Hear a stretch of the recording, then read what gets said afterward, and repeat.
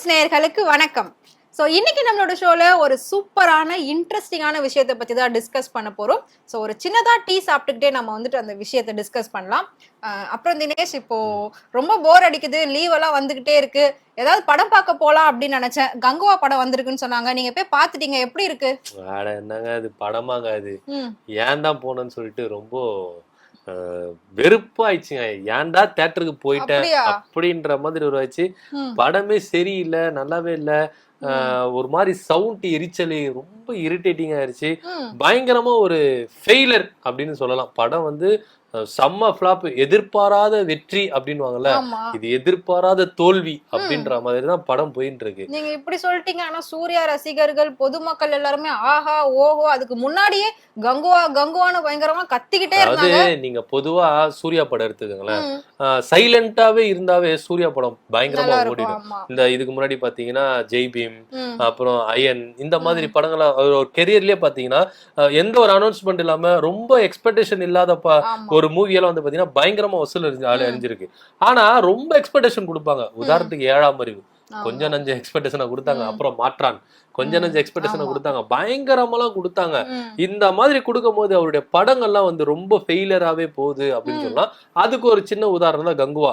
அப்படியே வந்து கங்குவா வந்து அப்பா அந்த மாதிரி கதை, இந்த மாதிரி கதை, இந்த மாதிரி ஹிஸ்டரி, அந்த மாதிரி ஹிஸ்டரி, பயங்கரமா வந்து ரொம்ப எக்ஸ்பெக்டேஷன்லாம் கொடுத்தாங்க. எதிர்பாராத ஒரு எதிர்பார்ப்பு அப்படின்னு கூட சொல்லலாம். அந்த ஒரு எதிர்பார்ப்பை கொடுத்துட்டு போய் உக்காந்துப்பாங்க, சே இவ்வளவுதான் படமா அப்படின்ற மாதிரி ஒரு ஃபீலை கொண்டு இது கங்குவா படம். ஸோ கங்குவா படம் நீங்க எடுத்துக்கிட்டாலே எதிர்பாராத ஒரு தோல்வி, ஃபிளாப். அதாவது ப்ரொடியூசருக்கு வந்து பெரு நஷ்டம் அப்படின்னு கூட சொல்லலாம். அதாவது அதுக்காக தான் வந்து மக்கள் நல்லா இருக்கு அப்படி இப்படின்னு சொல்லி சொன்னா கூட, சூர்யாவோட ஒய்ஃப் ஜோதிகா அவங்க வந்து ட்விட்டர்ல ஃபர்ஸ்ட் ஹாஃப் ஓரளவுக்கு பரவாயில்ல, செகண்ட் ஹாஃப் நல்லா இல்ல, கேமரா எப்படி இருந்துச்சு, ஸ்கிரீன் பிளே எப்படி இருந்துச்சுன்னு சொல்லி ரொம்ப விளக்கம் கொடுத்தெல்லாம் பேசிட்டு இருந்தாங்க. அதையும் வந்து சுஜி வந்து ஏதோ திட்டி எல்லாம் கழுவி ஊத்திட்டு இருந்தாங்க. அது என்னாச்சு? அது என்ன விஷயம்? அது வந்து நம்ம சொல்ல வேணாம், ஏன்னா அவருடைய கணவர், தன்னுடைய கணவர் படத்தையே வந்து நம்மனா கழுவி ஊத்த முடியாது இல்லையா? அவங்களுக்குன்னு ஒரு மனசாட்சி இருந்து சினிமா ஃபீல்டுல வந்து நம்மளையும் வந்து ரசிகர்லாம் வந்து தூக்கி விட்டுருக்காங்க. ஆனா நியாயமா இருக்கணும். கணவன் என்ன, அண்ணன் என்ன, தம்பி என்ன, நம்ம வந்து சினிமா துறையை நேசிக்கிறோம், சினிமாக்கு உண்மையா இருக்கணும்னு சொல்லிட்டு அவங்க மனசாட்சிக்கு உண்மையா இருந்து அந்த விமர்சனம் கொடுத்திருந்தாங்கன்னா அவங்க மனசாட்சி அவங்க வந்து என்ன பண்ணிட்டோம், அது தீர்க்கட்டும். ஏன்னா அது வந்து எந்த வித தப்பு இல்லை. ஆனா கங்குவா படத்துக்கு ஜோதிகா ஒரு எக்ஸ்பிளனேஷன் கொடுத்தாங்க, அது ஏற்றுக்க முடியாத ஒரு காரணம் தான். அதுலயே வந்து சூர்யாவையும் அவங்க வந்து கொஞ்சம் விதமா ஒரு நெருக்கல் நுறுக்கலா பேசினாங்க. அதுக்கு சுஜி வந்து கோவப்பட்டாங்க. அது நம்ம நாடு எரிஞ்ச ஒரு விஷயம் தான். ஏன்னா சுஜி எந்த அளவுக்கு கிழி கிழிச்சாங்க. அது ஜோதிகா பத்தியோ சூர்யா பத்தியோ பயங்கரமா கிழி கிழிச்சாங்க. அது ஒரு புறம் இருந்தாலும் இப்ப வந்து கோயிலா சுத்துறாங்கல்ல, இதுக்கு ஒரு ரீசன் சொல்றாங்களே, என்ன ரீசன்? எதுக்கு படம் அடுத்த படம் நல்லா ஓடணும்னா தெரியல, ஏதோ ஒரு கோயிலா சுத்துறாங்களா. ஹஸ்பண்ட் ஒரு பக்கம் கோயிலா சுத்துறாங்களாம், ஒய்ஃப் ஒரு பக்கம் ஒரு கோயிலா சுத்துறாங்க, ரெண்டு பேரும் சேர்ந்து கூட சுத்துறாங்களாம். இது என்ன ரீசனா இருக்குன்னு சொல்லி பேசிக்கிறாங்க. அதான் இந்த ஸ்டேட்டா சுத்துறாங்கன்னு சொன்னாங்க. ஒரு பக்கம் கேரளா, ஒரு பக்கம் ஆந்திரா. அதுவும் ஆந்திராக்கு ஜோதிகா ஏதோ தனியா திருப்பதியில போய் சாமி தரிசனம் பண்ணிட்டு வந்தாங்க. அதாவது கொஞ்ச நாளுக்கு முன்னாடி நீங்க போய் பாத்தீங்கன்னா ஒரு விஷயம் ஒண்ணு நடந்தது, சர்ச்சைக்குள்ளான விஷயம். ஜோதிகா வந்து என்ன பண்ணாங்கன்னா, ஒரு ஸ்டேஜ்ல நீங்க வந்து கோயிலுக்கு எல்லாம் வந்து என்ன பண்றீங்க, டொனேஷன் பண்றீங்க, செலவு பண்றீங்க, நீங்க இதுக்கு பதில் நீங்க ஸ்கூல் கட்டுறதுக்கு வந்து என்ன பண்ணலாம், தாங்கலாம், உங்க நன்கொடைகளை கொடுக்கலாம், நீங்க ஹெல்ப் பண்ணலாம் அப்படின்ற மாதிரி பேசினாங்க. ஆனா இப்போ என்ன சொல்றாங்க, இந்த கோயிலுக்குள்ள சுத்துறாங்கல்ல, இதுக்கு என்ன ரீசன் சொல்றாங்கன்னா, கோயில் அன்னைக்கு நீங்க பயிற்சி பேசுனீங்கல்ல, அதாவது கோயிலுக்கு நன்கொடை கொடுக்கறதோ ஹெல்ப் பண்றதோ அது கூடாதுன்னு சொல்லிட்டு அன்னைக்கு நீங்க என்ன பண்ணீங்க, கோயில வந்து பயிற்சி பேசுனீங்கல்ல, சோ அதோட கர்மா தான் நீங்க இன்னைக்கு வந்து கோயிலுக்குள்ள சுத்துறீங்க. கோயிலுக்கு கொடுக்கறத வந்து யாரு தப்புன்னு சொல்லக்கூடாது.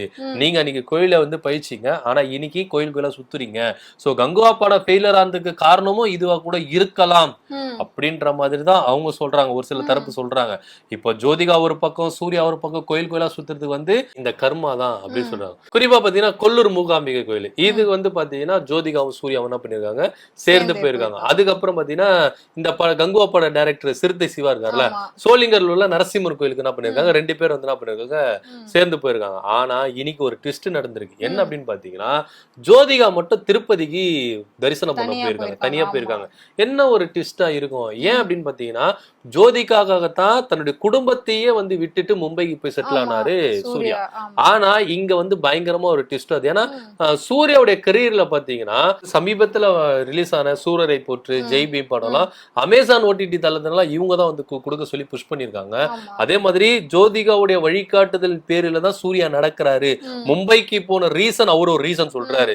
என்ன சொன்னாரு? தன்னுடைய எனக்காக வந்து தன்னுடைய குடும்பத்தையும் தன்னுடைய எல்லாரையும் விட்டுட்டு எனக்காக வந்து வாழ்ந்தா, இத்தனை வருஷம் வாழ்ந்த ஜோதிகாவுக்கு இனி வர காலத்துல அவங்களுக்காக நான் வாழ போறேன்னு அவங்க ஒரு சைடு சொல்றாங்க. அதாவது சூர்யா வந்து அவருடைய எக்ஸ்பிளனேஷன் கொடுக்குறாரு. ஆனா உண்மையிலேயே வந்து ஜோதிகாவோட நெருக்கடி தான் இங்க எனக்கு இருக்கிறதுக்கு பிடிக்கல, நான் மும்பையில போய் செட்டில் ஆகணும், வாங்க மும்பைக்கு போகலாம் அப்படின்னு ஜோதிகா கொடுத்த நெருக்கடினால தான் சூர்யா இப்போ அங்க போயிருக்காரு, புலம்பெயர்ந்து போயிருக்காரு அப்படின்ற மாதிரி தகவல்கள் வெளிவருது. அது எந்த அளவுக்கு உண்மை நம்மளுக்கு தெரியாது. ஏன்னா நம்மளுக்கு வர தகவலை தான் நம்ம பகிர்ந்துக்க முடியும். சோ இது வந்து எந்த அளவுக்கு உண்மை பொய் அப்படின்றது நம்ம ஆராய முடியாது. சோ ஜோதிகாவுடைய நெருக்கடி தான் இப்போதைக்கு சூர்யாவுக்கு வந்து பயங்கரமா இருக்கு. அதனாலதான் தன்னுடைய அப்பா அம்மா தம்பி இவங்களெல்லாம் விட்டுட்டு பாம்பேல போயிட்டு என்ன பண்றாரு, செட்டில் ஆயிருக்காரு அப்படின்ற மாதிரி ஒரு கருத்து வருது. சோ ஜோதிகாவோட நெருக்கடி எல்லாம் சூர்யாக்கு இந்த அளவுக்கு கொண்டு வரதுக்கான காரணம் ஏன்னா ஜோதிகா சொல்லிதான் வந்து நிறைய விஷயங்கள் அவர் செய்யறாரு அப்படின்னு சொல்லிட்டு. ஆனா இப்போ ஜோதிகா என்ன பண்ணிருக்காங்கன்னா தன்னிச்சையா செயல்படுறாங்க. தன்னுடைய கணவர் இல்ல அப்படின்றதுக்காக திருப்பதியில என்ன பண்ணிருக்காங்க, போய் தரிசனம் பண்ணிருக்காங்க. அதுக்கு ஒரு எக்ஸ்பிளைன் கொடுத்திருக்காங்க. ஏன்னா சூர்யா வந்து அடுத்த படத்துக்கு என்ன பண்ணிட்டாரு, பிஸி ஆயிட்டாருங்க. ஆனாலும் அவர் வர முடியல, அதனால நான் போறேன். என்னதான் இருந்தாலும் உங்களுக்காகவே தன்னுடைய அப்பா அம்மாவை விட்டுட்டு வந்த சூர்யாவை விட்டுட்டு நீங்க தனியா கோயில் தரிசனம் பண்ணலாமா அப்படின்னு ஒரு சிலர் வந்து கேள்வி கேட்கறாங்க. ஒரு சிலர் என்ன பண்றாங்க, ஏங்க அது அவங்க ஃபேமிலி மேட்டருங்க, அவங்க தனித்தனியா கோயிலுக்கு போறாங்க, தன்னுடைய கர்மாவை தீர்த்துறதுக்காக கோயிலுக்கு போறாங்க. இவங்க ஒரு பக்கம் கோயிலுக்கு போயிட்டு தன்னுடைய கர்மா தீக்கிறாங்க, இன்னொரு பக்கம் இவரு பக்கம் ஒரு பக்கம் போய் கர்மா தீக்கிறாரு. அதனால அதுல வந்து நம்ம உள்ள போயிருந்து நம்ம வந்து இது பேசக்கூடாது அப்படின்ற மாதிரி தான் நிறைய விஷயங்கள் வருது. சோ எதுவா இருந்தாலும் ஜோதிகா சூர்யா இவங்க வந்து பயங்கரமா வந்து கான்ட்ரவர்சி ஆயிட்டு இருக்காங்க. தன்னுடைய பேச்சுகளாலும் சரி, தன்னுடைய படங்களாலும் சரி, தன்னுடைய செயல்களாலும் சரி என்னன்னா ரொம்பவே கான்ட்ரவர்சியா இருக்கு. ஆனா ஜோதிகா சூர்யா வந்து சென்னையில இருந்து பாம்பேல போய் செட்டில் ஆனது ஒண்ணு. அதுக்கப்புறம் வந்து ஜோதிகா வந்து கோயில்களுக்கு நீங்க நன்கொடை கொடுக்காதீங்க, பள்ளிக்கூடங்களை கொடுங்க அப்படின்ற மாதிரி அவங்க ஒண்ணு சொன்னது. அதுக்கப்புறம் இப்ப கங்குவா படத்துல ஜோதிகா வந்து வார்த்தைகளை விட்டு மாட்டிக்கிட்டாங்க. சோ கங்குவா படம் வந்து ரசிகர்களை முழுக்க முழுக்க ஏமாத்திருச்சு அப்படின்ற மாதிரி சொல்லலாம். சோ என்னென்ன நடக்க போகுது அப்படின்றத பொறுத்து பார்க்கலாம். இவ்வளவு ஏன் ஜோதிகா போட்ட ஒரு உடை கூட வந்து சமீபத்துல ரொம்ப ட்ரெண்டிங்கா பேசப்பட்டது. ரொம்ப வந்து கேவலமாலாம் அவங்கள வந்து திட்டி நிறைய பேர் பேசினாங்க. அவங்களோட ரசிகர்களே வந்து அவங்கள பத்தி நிறைய கான்ட்ரவர்சியான விமர்சனங்கள்லாம் வந்து முன் வச்சாங்க.